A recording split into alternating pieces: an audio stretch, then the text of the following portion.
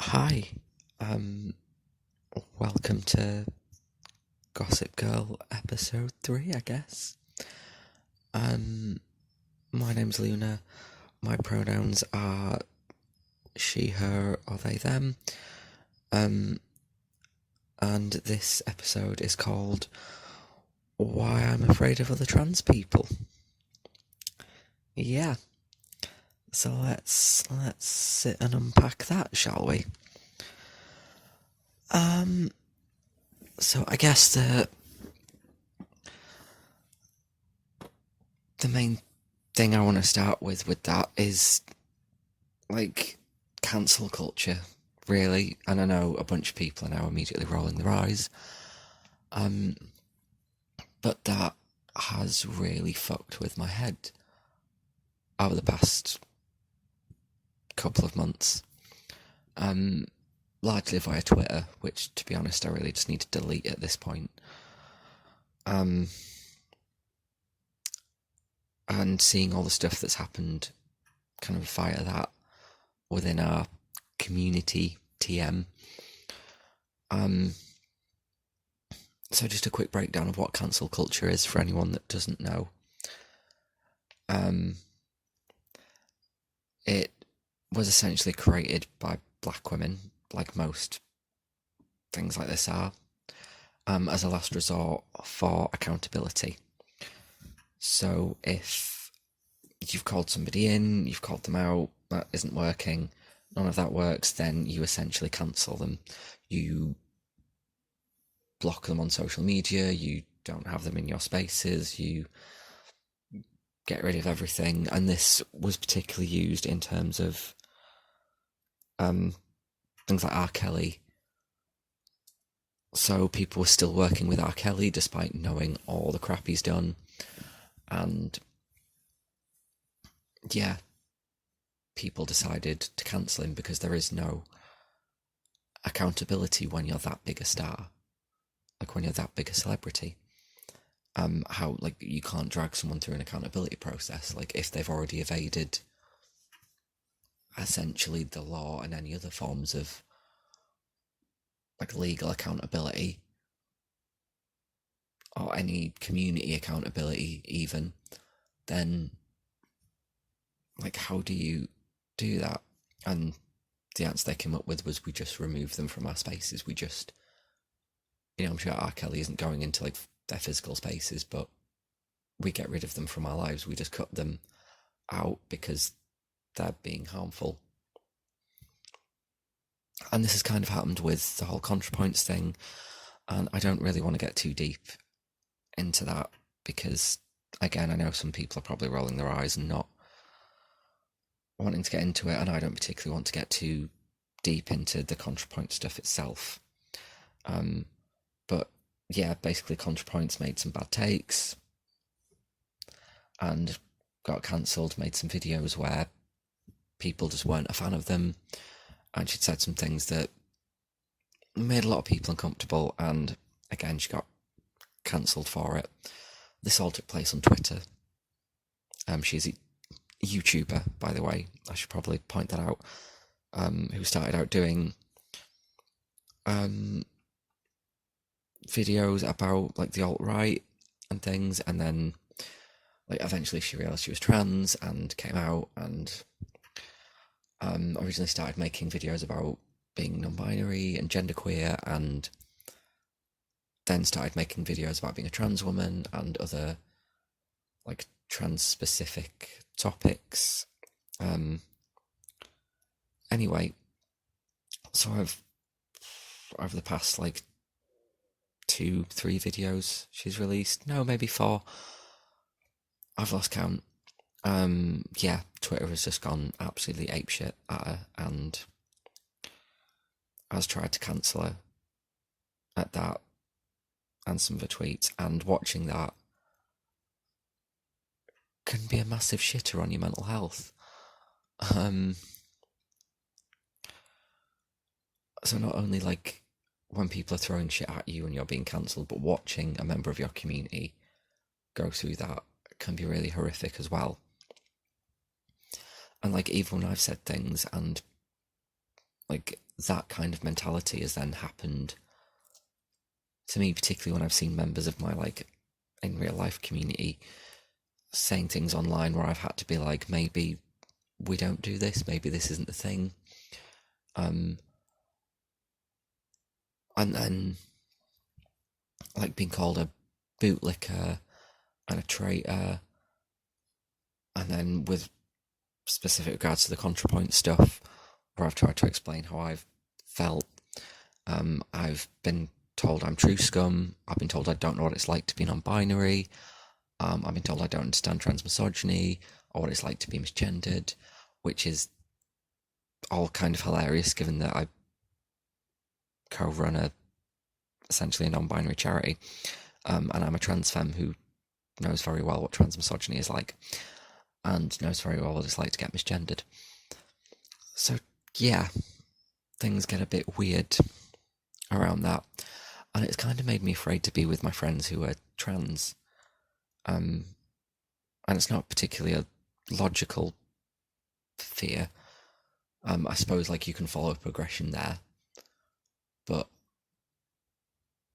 it still feels quite illogical in that a lot of my friends who are also trans, we generally agree on a lot of things, and even the things that I'm worried about that they're going to hate me for, generally we come to some general consensus and agreement. And it's just so fucked up that seeing that then makes me really afraid to be with people that I care about, because I'm so worried that they're gonna take this behaviour that's online and do it in real life, in the real life spaces that we inhabit. And yeah, that can be really fucking scary, because I've seen people try to take politics that they've gotten from Twitter and Tumblr and bring them into real life spaces, you know, like to say Wharf Chambers, for example, and that doesn't always translate, because like they're two different spaces. Online and in real life are very, very different spaces. And like I get why we rely on social media, though. You know, we're not a geographic community. We don't base ourselves geographically, not in terms of like the LGBT community, but also not in terms of the trans community. And like using Leeds as a specific example, like there isn't a particular area of Leeds that trans people live. Like there are other communities and other cultural communities that do that. Whereas a lot of our stuff takes place in the city centre because we're so spread out across the city.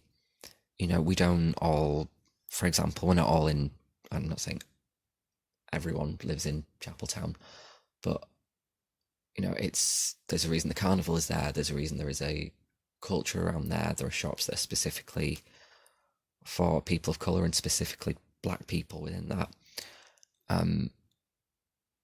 And trans people don't really congregate to an area.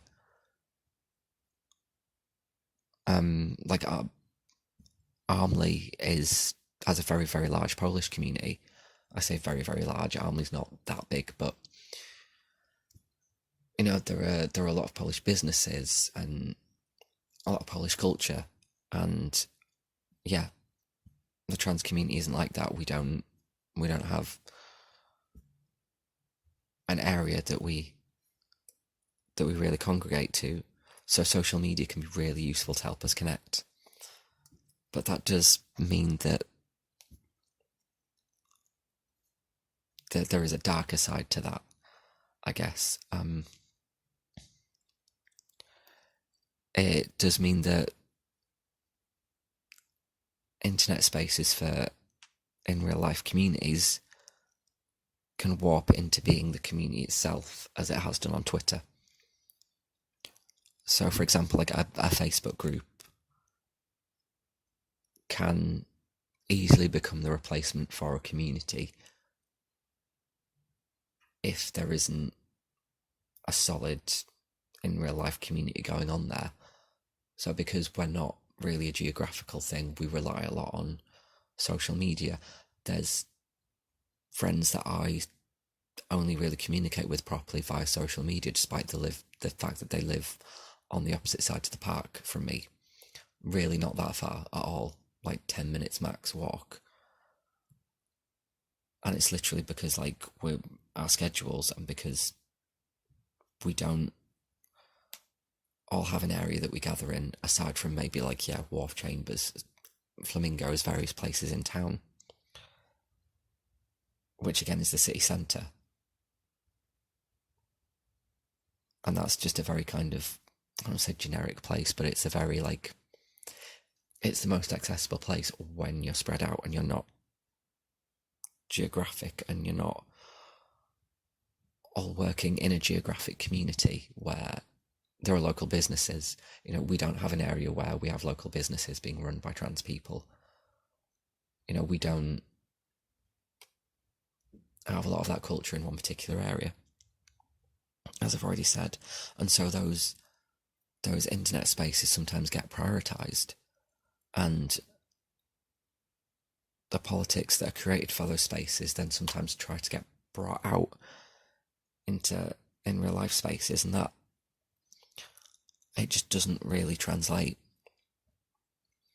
And we kind of sometimes see this happen with student politics. Like, I sometimes watch people try and bring student politics into other spaces, and they don't quite work. And student politics are built within an institution. You know, they are built in response or in reaction to the work going on within an institution. And so when that is taken outside of that, and there is no institution, people sometimes struggle to understand how that can be applied, or how it does apply. And that's not like always a bad thing, it's not inherently a bad thing. Or it's not like a major issue, it's just a very different way of working. And often there's a lot of work there to try and fit those politics and the spaces together. And that, I don't want to say like learning and unlearning, but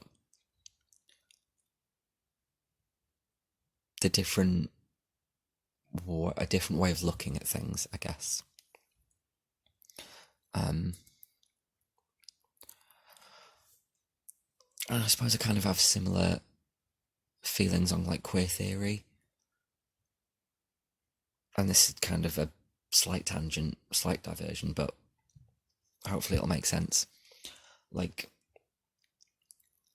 so what I feel like happens with queer theory is a lot of it starts in squats and in grassroots work, and it gets really nuanced and really broad, and like 100 things are said with one word, like 100 meanings are made in just one sentence, because a lot of us have been having these conversations over and over again, and we've evolved and grown together, and we've evolved our understanding of things in those communities that we're working in.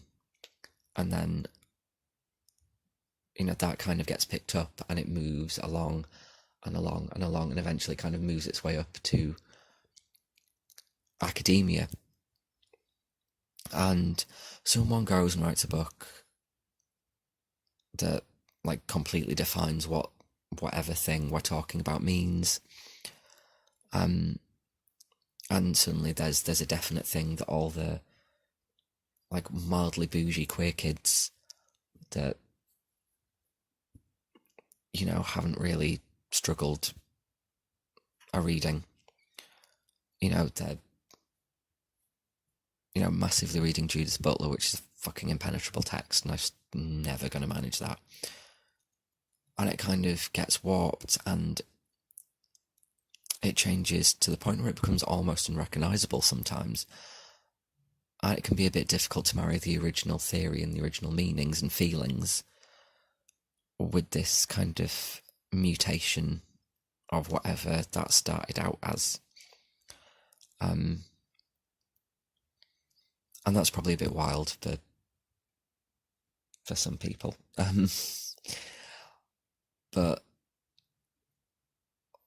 yeah, sometimes, like, particularly once it reaches academia, like, I've seen so many case studies about things that I have feelings on and are based on my experiences, and the kind of academic side of it feels really devoid of that and kind of abstracted. And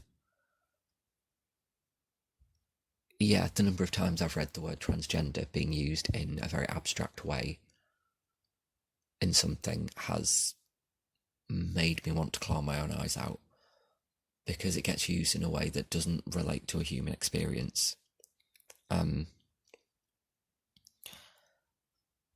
and yeah, so sometimes it can be really difficult to then connect with this thing that you can see the trajectory of.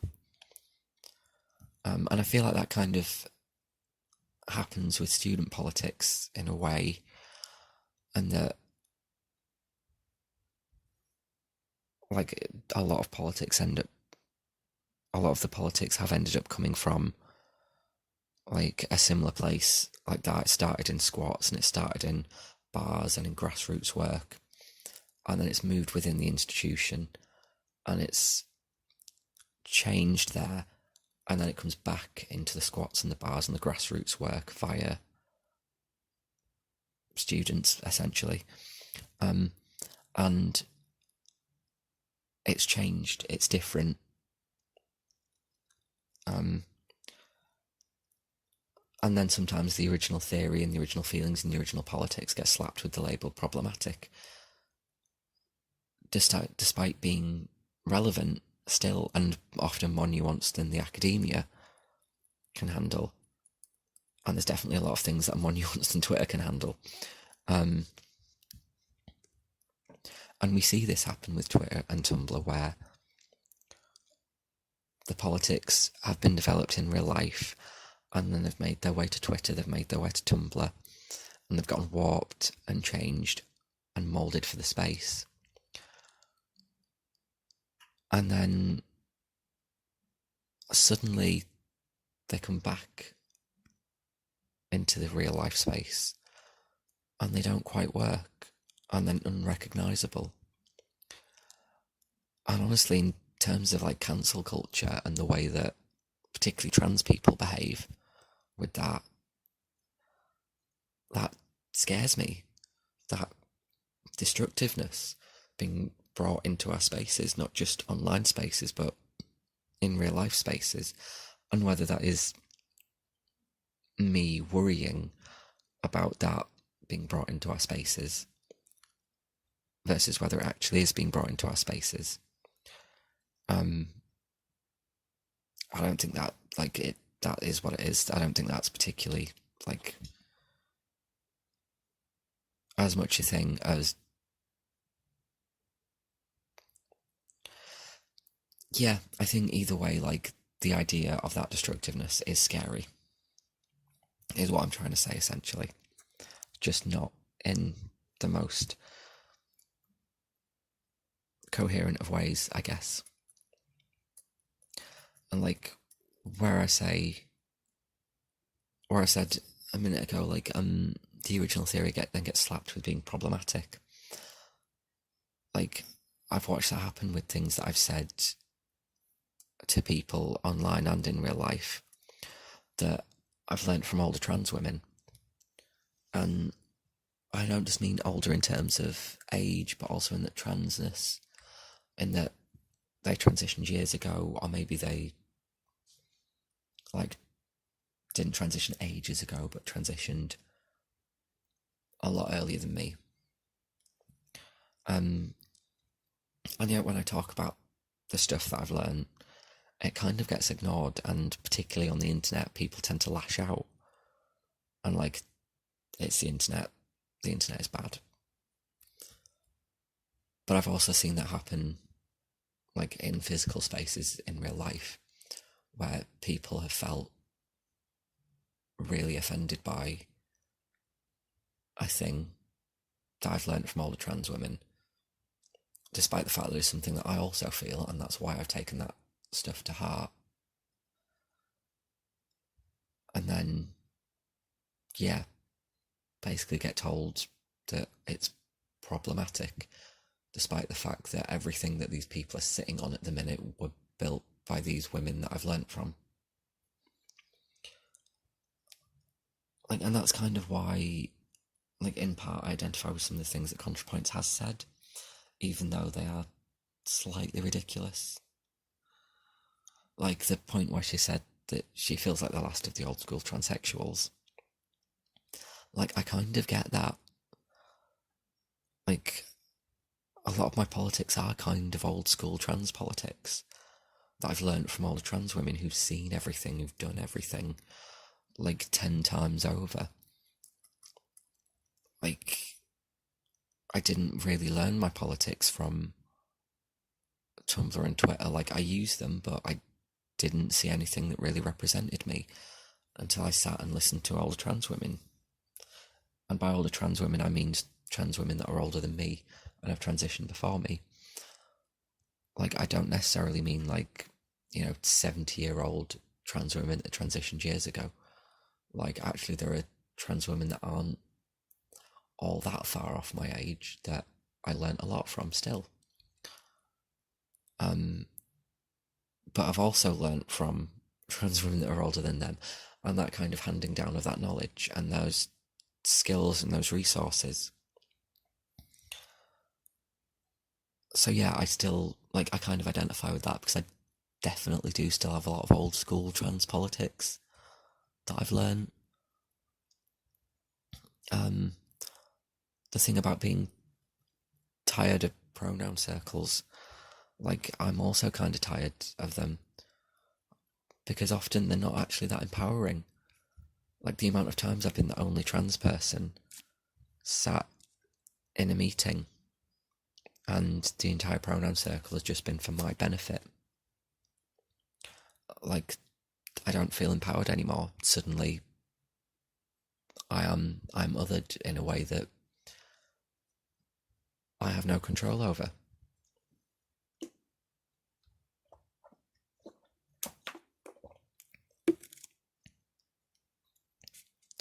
And that really sucks. I've had that in trans spaces as well, where I've essentially been the only non-binary person in a room, and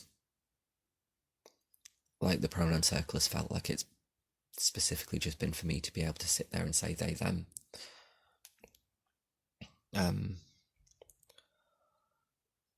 Yeah, and in particular, like, when I am the only trans person in the room, like, that is definitely a lot more demoralising than being in a trans space and being the only non-binary person in there. Like, because being a community organiser, TM, like, I've had that so many times. Like, I've even had to be the one that starts the pronoun circle about halfway through introductions because, like, it should be a thing. It's not me saying that it shouldn't be a thing at all, because it totally should be. But it's that thing of, because it's not normal practice. Yeah, it's not what's happening in every meeting. Like, it sometimes does kind of sting in ones where I do end up feeling like it's just for me. And that if I wasn't in the room, there probably wouldn't be a pronoun circle. Like, I've a friend that says something to the effect of, I'm a woman and trans is my 5 letters and no one else's business. And I've really started feeling that a lot, because I'm tired of having myself othered in a space against my will and not talking about transness on my own terms. Like, so when a pronoun circle does start to feel like I'm being othered in a way that doesn't give me power, that doesn't feel empowering, like, yeah, that makes me not want to do pronoun circles. And, like, I feel like that's also kind of part of the reason I started using she, her pronouns more. Because I'm tired and it's just easier for me at this point. Like, people kind of assume either way. Like, nobody really stops me in the street and asks me what flavour of trans I am. Like, nobody bothers to stop me and ask me if I'm non-binary before they go and start calling me all sorts or trying to enact some sort of violence on me. Like, yeah. And it just, anyway, going back, like, it's really sad to see, like, all the stuff that I've learned from trans women that are older than me and that have seen everything before and have done everything before just kind of get disregarded in favour of like Twitter and Tumblr politics. Because yeah, I don't feel represented. I don't see anything that fits for my life and experience that works for me because it's all happening online. And I get why we do a lot of stuff online, because yes, we're not geographic, yes, because safety, yes, because all of that, but it still really fucking stings. And like, this even goes beyond transness sometimes and kind of turns transness into an excuse for other forms of bigotry. Like, other trans people can be really fucking classist. So like, my ex's best friend used the contrapoints stuff, aside from as a reason to try and call me a true scum, which for anyone that doesn't know, I should probably clarify what true scum is in case I haven't already done it. True scum is basically where you don't believe in non-binary people and you essentially believe that transness is medicalised only, which I definitely don't believe. So the fact that I got called that was really fucking ridiculous.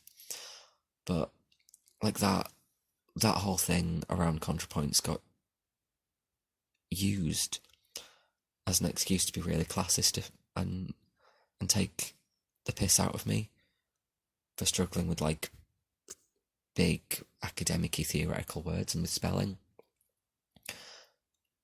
and really just smacks of that whole thing of like, oh, why won't the working classes join my revolution bullshit. Like, one trans person once told me that I couldn't be working class because I work, which kind of defeats the point of being working class, really, doesn't it? Like, yeah, that was an interesting one. And like, it's important to note as well that working class people, even working class trans people, can still be really classist. Like, we all have a lot of internalized classism that has been instilled on us for a very long time, and that takes a long time to unlearn.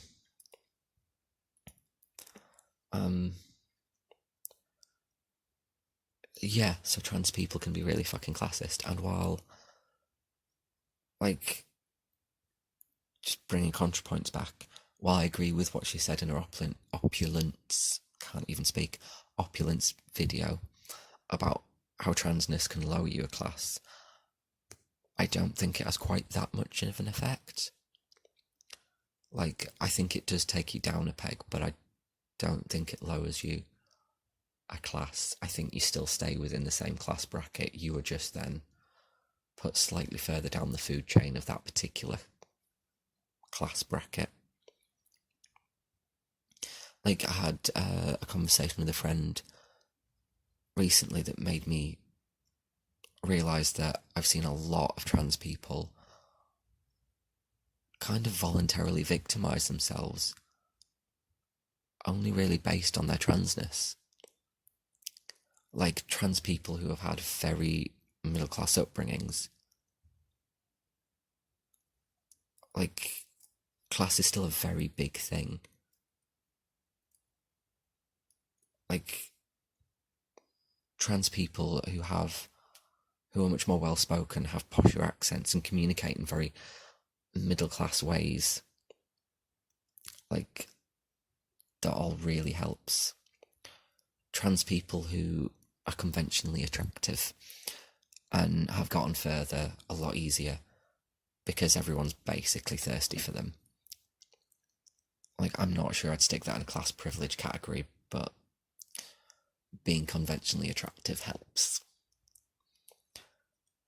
And, like, I've watched a lot of people try and position themselves as the same as me, like the same kind of flavour of working class as well, and it's felt super uncomfortable, and I felt so unable to point out that they weren't really working class, they're just trans. Like, that is a thing that we don't talk about, because transness kind of just gets used as a way for us to not talk about that. Like, and things are intersectional, we should be talking about both. But the fact that it kind of turns into a, oh, I'm oppressed because I'm trans, is like, I don't feel oppressed because I'm trans. I feel repressed, yeah. Like, but I don't feel oppressed for being trans. I feel oppressed for being working class because there is a class system that is designed to stop me, coming from a working class background, getting any further. We could go into how New Labour, Blairite government, blah blah blah, really helped that class mobility factor happen, all of that kind of shit. We won't. And also, it's important to mention, like, transness is a class system within itself. Like, trans people as a lower class and cis people as an upper class, like, that is a thing, because everything is essentially a class system. But I don't feel the same way about my transness as I feel about being working class. And yeah, like, it. So this kind of happens online, where you'll go on Twitter and you'll get a lot of neo-anarchist cat girls who, like, scream into the void about Marxism and seizing the means and all of that. And I feel like often trans people awaken more to class politics because their transness takes them down a notch, and they kind of mistake that their transness taking them down a notch for a class politics. And that isn't me saying that you can't then be working class, and you can't, like, that you're definitely not working class now and you can't ever be working class, because that class mobility works both ways. You know, you can have social mobility, you can go up, but you can also go down. Like, there are many factors that can make you go down. You might not reach the same level of down in terms of class as people that started out as working class, but you can definitely be taken down more pegs than transness really kind of does take you. And, like, going back to the political theory thing, like,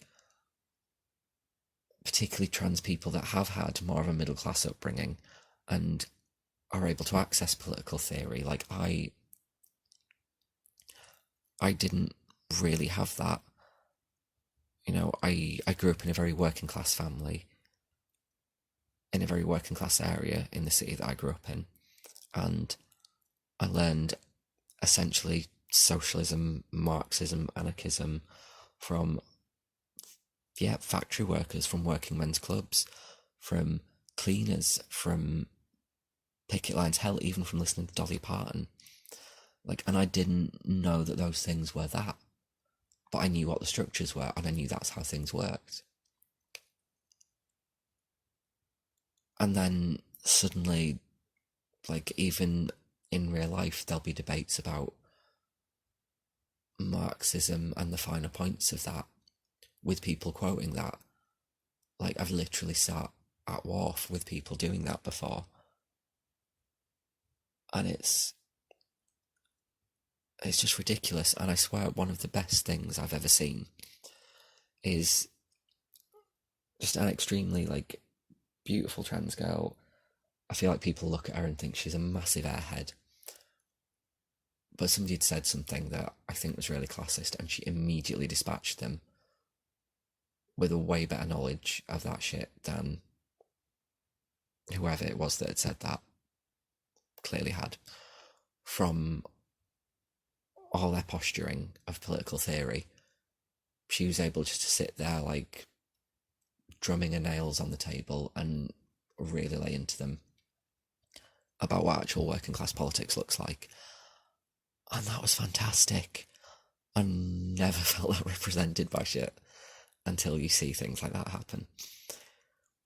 And like, none of this is me saying like, oh, you're not really working class.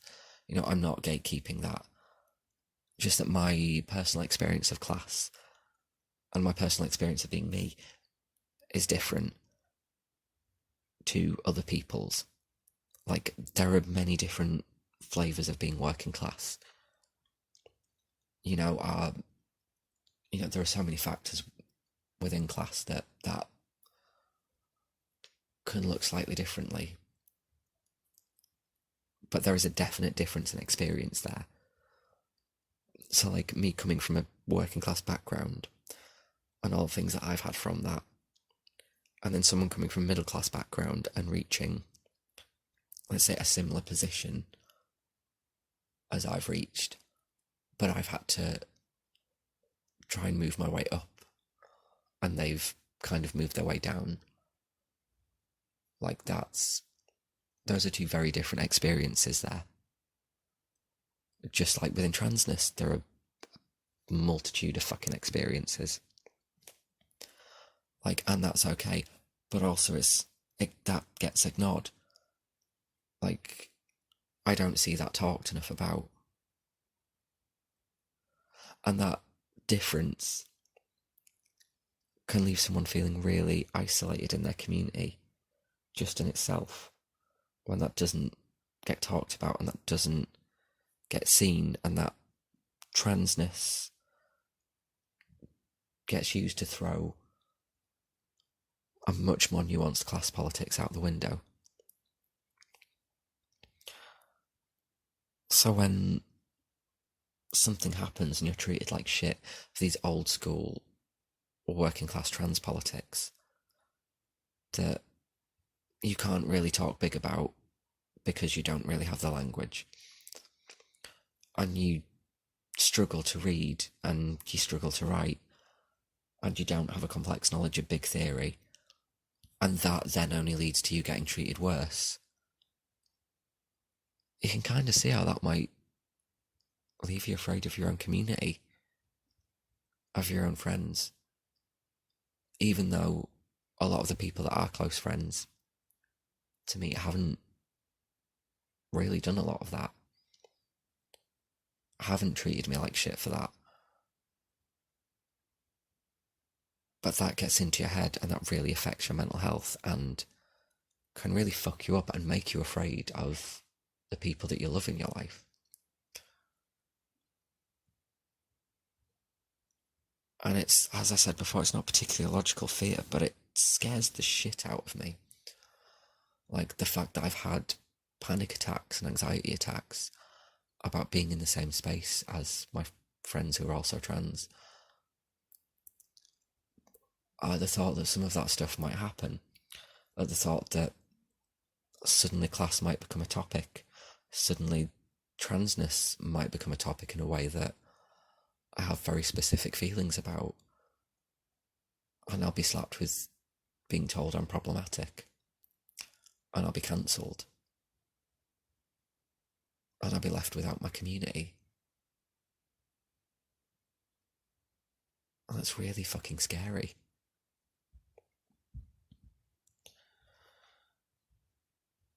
So yeah, that's what I've got to say on why I'm afraid of other trans people, I guess.